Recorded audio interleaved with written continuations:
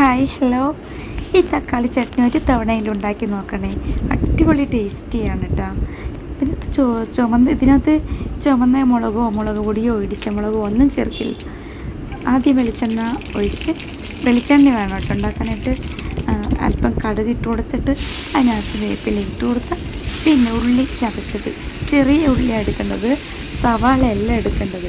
ചെറിയ ഉള്ളി ചതച്ചതോ കട്ട് ചെയ്തതോ മതി, ചെറുതായിട്ട് ചോപ്പ് ചെയ്തതായാലും മതി. എന്നിട്ട് നന്നായിട്ടൊന്ന് വഴറ്റാം, ഉപ്പിട്ട് കൊടുക്കാം. അതിൻ്റെ കൂടെ കുറേ പച്ചമുളക് എടുക്കണം.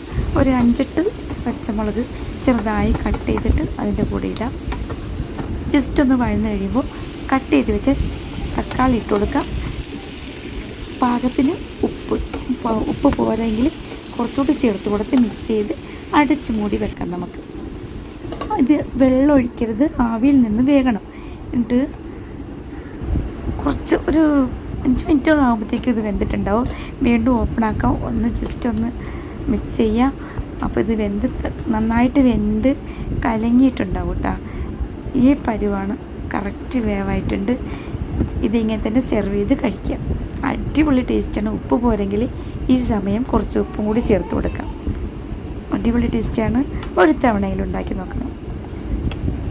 Thank you.